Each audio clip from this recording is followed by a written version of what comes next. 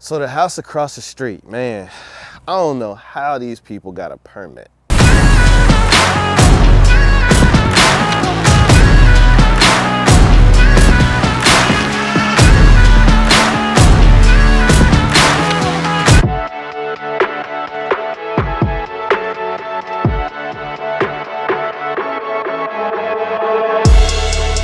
So we're back in Hillsboro, Texas at the Francis Street Rehab.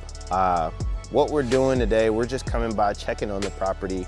Last time we were here, the roofers were stripping off the 3 or 4 layers of old roof shingles that have been up here since who knows how long. So they were stripping that off, and as they started to strip off the shingles and look at the available decking that was still there, we noticed that it's just gonna, the roof joist and the roof pitch is just gonna have to be reframed. There's no salvaging it, there's no saving it, there's a big dip in it.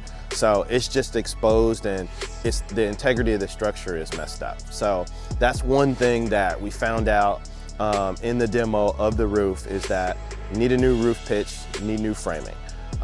Next thing is the guys crawled under the foundation. It is pier and beam, meaning there's crawl space underneath the house.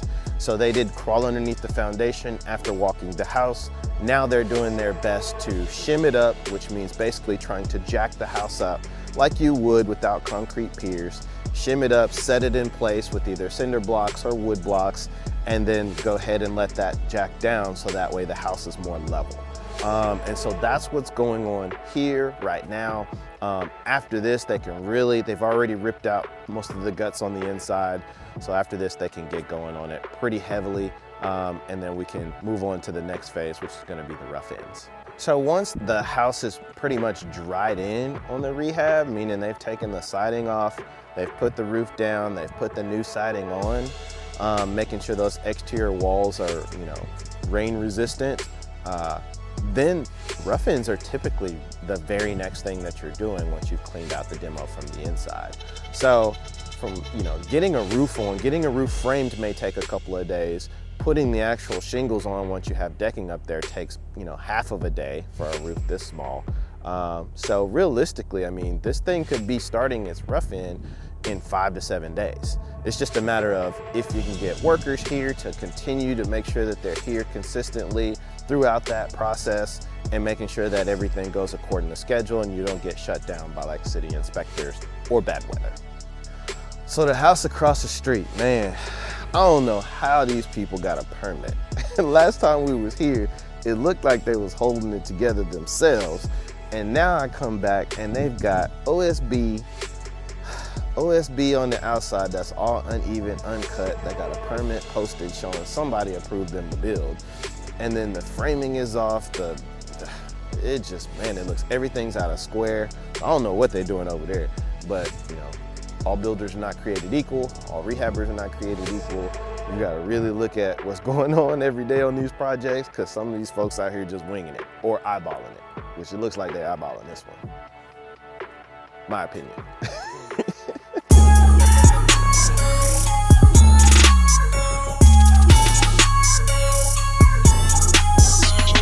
So this is our newest new construction home that we're building.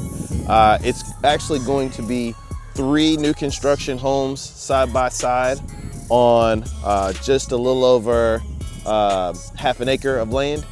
And today we're checking out the 205 Santa Fe, which is going to be a 3-bedroom, 2-bath, modern petite. Southern petite is the style of the home, and it's gonna be a really, really good one. I think you're gonna enjoy it. I'm excited to get another new construction project off the ground. The last couple ones drug on a little bit longer than should have been, but we were able to get through them, get them done, get them completed. Now we're off to a good pace on this one. This good looking structure here just popped up this week. So we poured foundation a few weeks ago. Lumber was dropped off this past weekend, and Monday morning, the guys were out here at 7, 8 o'clock hammering away, getting the exterior walls and the rooms framed out. Okay, so typically when we start framing, when they take a lumber package and start framing after it's been dropped off at the site, takes on a house that's around 1,500 square feet, which this one would be, takes them about a week to get through the framing. So they're about, I would say, just under halfway done with this one. That we don't have enough lumber, waiting on our second delivery for lumber, so that way they can frame up the roof and the decking.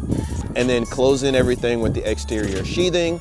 Then we can move to start getting, brick ties, wall ties, and doing some interior rough ends. So a little less than halfway done on this one, but right now they've got the doors framed, the windows framed, the hallway, so you can actually walk through the house and feel how big the spaces are inside. If you notice behind me, you can see the different colors in the wood for the exterior for the garage, and also on top. Those are the headers. So your header is a support beam, right? And so it's gonna hold a lot more of the weight, hold a lot more of the frame of the house in place, and it's gonna be kind of your support for different walls, interior, if you're trying to put flooring down upstairs to walk.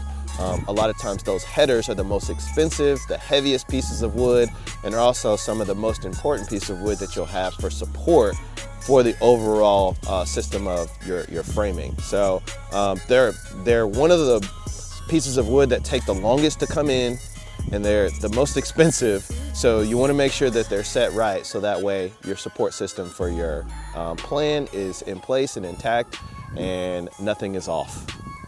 So a couple key points when you're looking at a house that's being framed. A lot of people wonder, like, how do the houses stay straight? How do people not mess it up? The framers always seem to get it right. Sometimes they don't, but most of the time they do. It's because when we typically pour foundation, right, you've got your concrete base here, but they also have these bolts which are poured into that base of that foundation. So that way when the concrete hardens and it forms, these bolts are sticking out of the ground. Then shortly after that, when your lumber, your wood has been dropped off and the framers come to frame up the exterior of your floor plan, your exterior walls, they'll lay this treated wood down as your foundation base, your floor plan base, and then they'll put it on top of these bolts, so that way everything is in a straight line going north, south, east, and west. So actually set the wood exterior on these bolts. Then you can come through and start framing up the exterior wall. You can take the plywood and dry in the exterior wall, making sure that nothing is out of sync. If you notice, the color of this wood on the bottom is green. That means it's been treated for water. And they're a little bit more water resistant, and it's supposed to be able to withstand the elements of nature and weather. If you're wondering why there's a gap here between the wood and the edge of the foundation, that's what we call the brick ledge. The brick has to sit on the foundation when they're building up your brick wall. Well, they leave just a little bit of gap here, so that way when they start to lay the brick, it's not sitting on the dirt, it's sitting actually on the foundation wall, and then the masonry guys can come shave it off and make sure everything looks clean, neat, and nice. So that's the base of your foundation and your floor plan in a nutshell. So right now I'm sitting on sheets of what we call in the construction world OSB. OSB is basically an engineered oriented strand board is what it stands for.